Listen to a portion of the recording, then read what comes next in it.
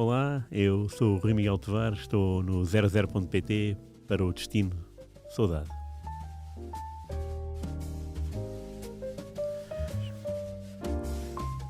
Episódio 18 do Destino Saudade com o grande Rui Miguel Tavares e hoje vamos entrar novamente no túnel do tempo até 1920.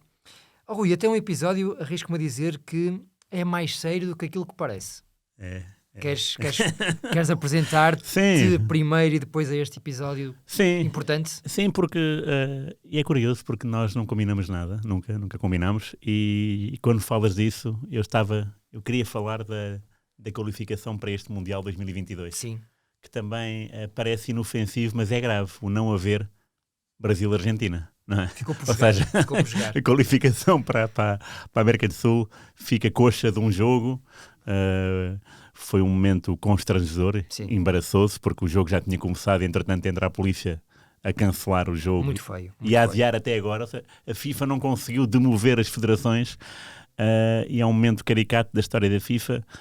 Que depois é um momento daqueles que se perpetua, e quando íamos para o Mundial que é, naquelas condições humanas, percebemos que se calhar isto vai mesmo correr mal ou não, mas o indicador não é bom, e esse indicador de não haver um Brasil-Argentina que estava remarcado, e depois não houve, é um momento triste. É triste, muito triste. E faz-nos pensar que a FIFA, por muito honestas que possam ser as pessoas que lá estão, não duvido que o sejam, mas a verdade é que depois, quando lá estão, demonstram uma cara totalmente diferente, e o futebol da FIFA transforma-se. Ou seja, quando vemos algumas declarações que não são para jornais, mas sim são declarações num congresso, em que não se passa nada no Qatar, em que está tudo bem, em que as obras estão bem, o Qatar é um país decente, percebemos que isto está tudo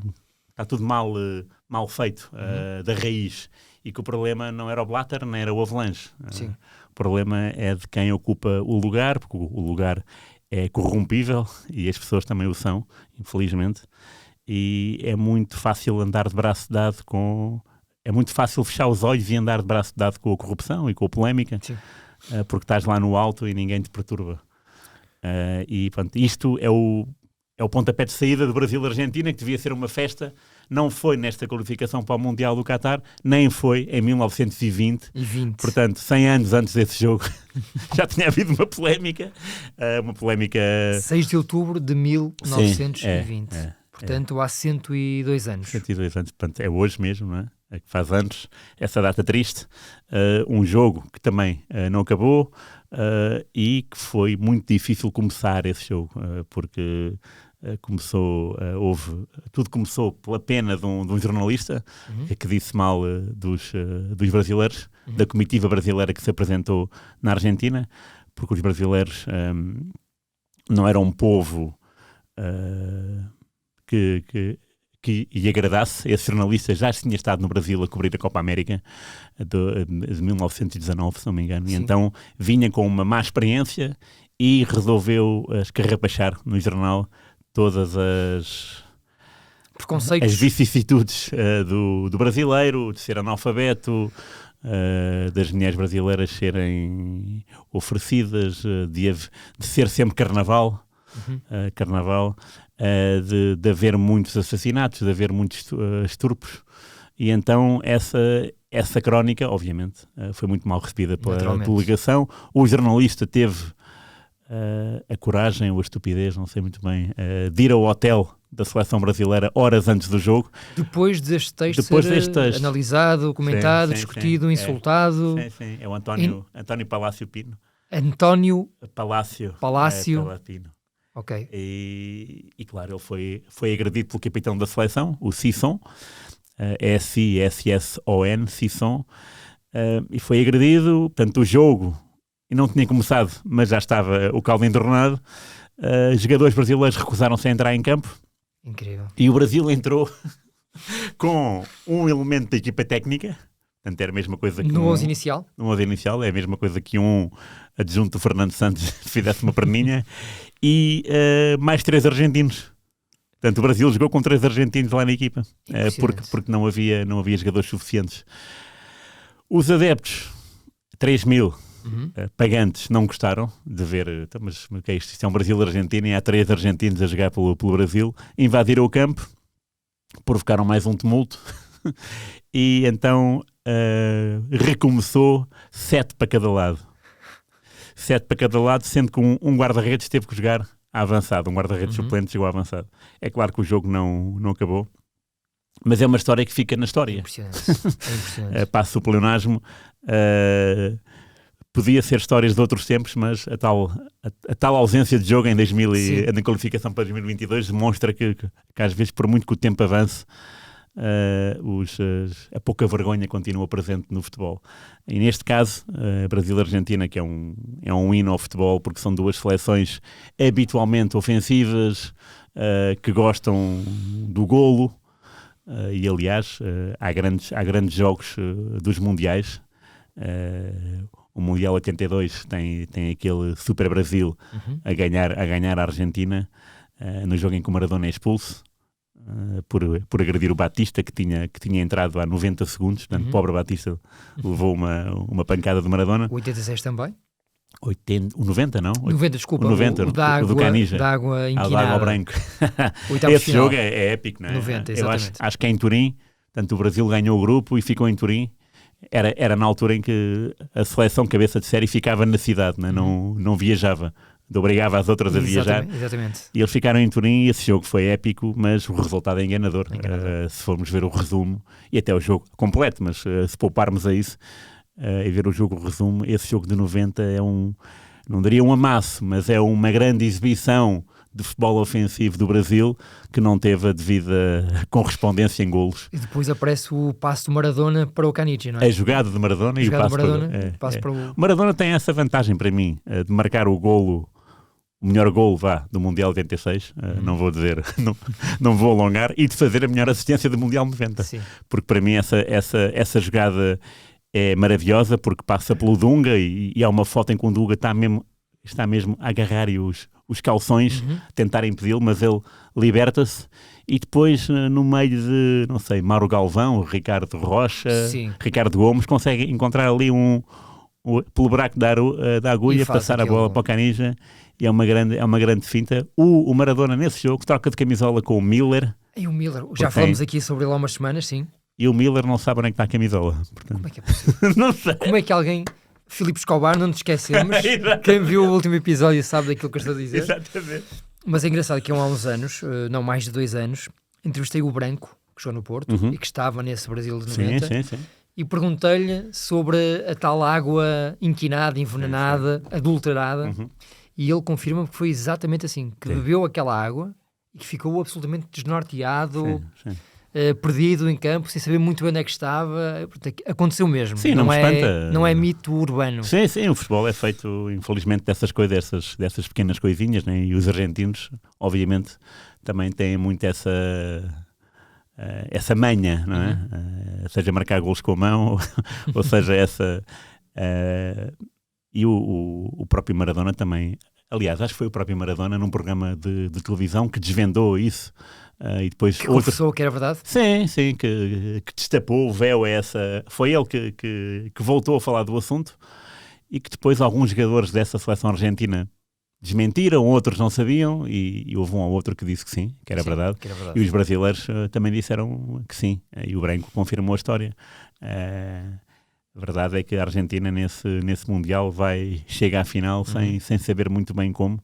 Há uma história interessante porque a Argentina fica no centro de estágio da Roma e o presidente da Roma era um senhor chamado Viola, o apelido era Viola, e o Viola antes do Mundial deu uma entrevista em que disse que esperava que a Argentina não danificasse o centro de estágio. Bem, aquilo foi visto como uma provocação e certo dia o Viola foi lá visitar o seu centro de estágio à hora de jantar e o Maradona expulsou do centro de estágio porque não admitia faltas de educação e insinuar Sim. que os argentinos iriam estragar a mobília ou o que fosse, ou o relevado. Consegui imaginar facilmente o Maradona fazer isso. Eu também. E já agora dizer que o Maradona, pouco antes do Mundial, num jogo... nem sequer amigável, de alguém lhe pisou o pé, e ele jogou o Mundial todo com o dedo do pé, com o dedo do pé limitado, e teve que jogar com o dedo do pé engessado. Portanto não foi o Maradona que nós conhecemos, também não foi a Argentina que nós conhecemos, era outra Argentina, muito mais na retranca, mas que serviu novamente para ir à final 4 anos depois. Tinha sido campeão do mundo e voltou ali a roçar o título. Ou seja, o Goicoechea é ser uma das figuras da equipa, portanto está quase tudo dito, não é? Sim, exatamente, pois, isso diz muito. E ele inicialmente seria, se calhar, até o terceiro guarda-redes, depois passa a segundo e depois a primeiro com aquele frango do Pumpido logo no jogo inaugural, e o Goicoechea acaba por ser decisivo na caminhada até a final. Rui, não quero politizar este nosso programa, porque nós gostamos aqui essencialmente de falar sobre histórias de futebol, mas a verdade é que vivemos tempos perigosos, eu diria. As eleições do Brasil estão aí, foram agora realizadas primeiro turno, vai haver segundo turno, a Itália é a mesma coisa, e a verdade é que assistimos a discursos xenófobos, racistas, misóginos, feitos no palanque da presidência da República Brasileira, passados 102 anos, e a verdade é que as pessoas não aprendem, e a história repete-se. Sim, quando há esse tipo de manifestações, sejam desportivas, sociais, políticas, o que me ocorre quase sempre é pensar em OVNIs e pensar assim, espero mesmo que haja vida mais inteligente no universo, né? Porque se nós somos os únicos seres deste universo, até o caso está mal parado, né? Portanto, espero que haja vida mais inteligente noutros lados, porque aqui estamos a assistir, e agora como é tudo, parece que é tudo bar aberto, porque temos acesso a tudo. A globalização também tem este trava-marco na boca, que é de ouvir em direto discursos, que era aquilo que tu disseste, que é uma vergonha, é um atentado à nossa consciência, àquilo que é do bom senso, do bem comum. Portanto, são atropelos sistemáticos à nossa educação. E não tem a ver com o ser correto ou não, tem a ver com o bem e com o mal, não é? Sim. Muitas vezes não tem a ver com política, tem a ver de facto com o humanismo. Nada, exatamente. Com o humanismo, com decência, com as coisas mais básicas daquilo que eu ensino aos meus filhos. Sim, claro. O saber estar e viver em sociedade e respeitar o próximo. É uma coisa tão simples quanto esta. Em 1920, de facto, assistimos a uma situação muito caricata disso, muito do Brasil, triste, muito feia. Argentina-Brasil, e agora seria possível repetir, mas felizmente também o futebol está noutro patamar no que diz respeito a estas políticas, da política. Mas obviamente o futebol também tem as suas indecências, e já aqui falamos neste episódio sobre isso. É de lamentar.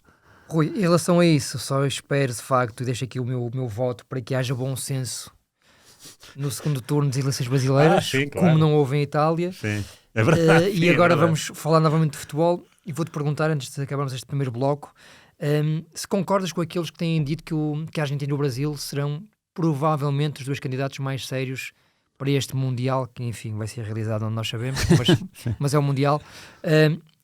Achas que partem um bocadinho à frente? Não consigo pensar é curioso porque não consigo pensar em dois, só consigo pensar em um. A primeira seleção que me vem à cabeça é a Argentina. Não consigo pensar numa segunda, porque nunca ninguém me perguntou qual seria a final ideal para ti. A Argentina por aquilo que fez, e não é por ter vencido a Itália 3-0, porque naquela finalíssima, e que muita gente, o Messi ganha um torneio internacional, sim, mas é um jogo, não é? É como as supertaças. Acho que é bom para o palmarés, mas não se devia contar porque é um jogo, não é uma competição. Exatamente. É diferente. Mas a Argentina, porque o Scaloni é um treinador com muitas ideias interessantes. A Argentina tem aquele filão de jogadores, tal como tem o Brasil, tal como tem a França, tal como tem Portugal.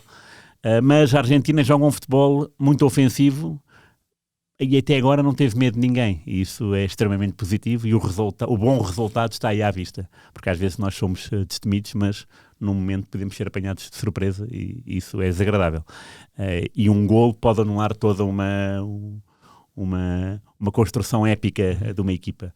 A verdade é que a Argentina, para já, é o meu favorito porque o Messi está a aprender cada vez mais a jogar numa posição de maestro, portanto já não é o goleador, notou-se no PSG, Muito.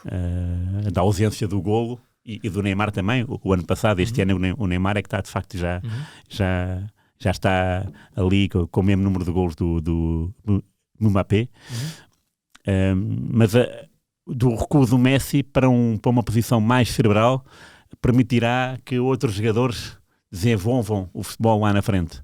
Não quer dizer que o Messi não tenha feito isso em 2014 e era o Messi e o Higuaín, e até o Higuaín até tem uma perdida na final com a Alemanha, não diria imperdoável, mas numa final aquilo tinha que ser golo, não é? Portanto, e que daí a outro baralhava as contas. Mas para mim, sim, a Argentina, depois é tudo uma confusão, porque, no bom sentido, porque a partir do momento em que as seleções se encaixam nos oitavos de final, é tudo. Por exemplo, a Argentina apanhou a França nos oitavos de final do último Mundial. Sim. Portanto, isso pode inviabilizar muita coisa. Nem sempre é fácil. Claro. Uma seleção que não vive um bom momento, mas passa de forma sofrida, como foi a Argentina, passou a fase de grupos com aquele 2-1 sobre a Nigéria, em São Petersburgo, e depois apanhar a França. Pronto, claro. Como não jogava bem, foi eliminada por uma França superior. Acredito que depois as seleções que passem a fase de grupo, mesmo que passem de assim a assim, se ganharem o primeiro jogo, se calhar ganham de um bocado de autoestima e consigam superiorizar-se. Mas, no papel, para mim, a Argentina, tal como era em 2002, a Argentina foi eliminada na fase de grupos, tal como Portugal, a melhor campanha de sempre, 10 jogos, 7 vitórias, 3 empates, nenhuma derrota. Foi quase perfeito. Figo, João Vieira Pinto, Rui Costa, tudo perfeito. Chegámos ao Mundial 2002 e não passámos da fase de grupos. Portanto, é preciso dar continuidade. E é um Mundial especial porque é meio de uma época. Portanto, não vamos saber o que é que vamos encontrar. Agora, por aquilo que nos foi visto na qualificação, diria que a Argentina é francamente favorita. E sim, tu falaste no Brasil, era engraçado eles encontrarem-se e se calhar aí sim repetir o jogo. Exatamente. Que não realizaram na fase de qualificação. Muito bem, Rui. Vamos avançar para o nosso próximo bloco, Domingo Esportivo, e hoje vai ser muito interessante. Vamos a isso. Domingo Desportivo. Pois muito bem. Rui, antes de mais nada é importante dizer, explicar para quem não sabe, que volante é uma expressão que os brasileiros utilizam para um médio mais defensivo, digamos assim, não é, Rui? É verdade, sim. Portanto, vamos a isso. Quem é que era o nosso protagonista? Chama-se Carlos Marín Volante, um argentino que jogou no Lanús e no Platense, na Argentina, mas depois emigrou para a Europa, Itália, França, e depois também jogou no Brasil, no Flamengo, onde fez exibições fantásticas. E o nome dele de guerra, o apelido era Volante. Carlos Volante. Carlos Volante. E era tão bom jogador que quando se retirou, os adeptos do Flamengo começaram a cobrar daqueles que preencheram o lugar do volante, e quando a exibição não era bom, deviam jogar, era como o volante, jogar à volante, jogar à volante. É tão bom isto. É tão bom. E foi o nome volante foi ficando... Batizou a posição. O nome da posição. O volante. Portanto, o volante Carlos pode Volante. ser o Gilberto Silva, noutros mundiais, pode ser o Dunga. O volante tem esta história, é do Flamengo. Ele, curiosamente, o volante depois até foi massagista do Brasil no Mundial a 38. Portanto, eram 2 em 1. E deixa esta marca. Portanto, é um jogador que está associado a uma posição e que até os europeus também às vezes usam essa expressão, porque os termos brasileiros têm piada. São castigos. São castigos, e nós também é sempre bom adotar. E muitas vezes os portugueses dizem o volante. Bem, houve uma vez que eu mas quem é que é o volante? Da mesma forma que às vezes há estádios que eu penso, mas quem é que é esta pessoa? Ou seja, tu tiveste curiosidade, foste pesquisar, não foi uma informação que te caiu ao colo, digamos assim? Não. Tiveste mesmo que ir procurar... Foi, sim. Eu digo-te isto porque eu confesso que desconhecia por completo a personagem, e quando tu me mandaste os temas, que é aquilo que nós vamos fazer, tive de facto curiosidade, também fui pesquisar e desconhecia por completo quem era o Carlos Volante, o que é surpreendente, alguém que deu o nome a uma posição tão importante num 11, não é? E pronto, ele foi um bravíssimo jogador no Flamengo, é claro, porque falamos de tempos muito idos, né? 30, 40, portanto não era uma figura do nosso tempo, também como não foi uma figura internacional, não é daqueles nomes que estejam na ponta da língua, mas não o nome, mas o termo de posição de campo está na ponta da língua e é derivado desse jogador.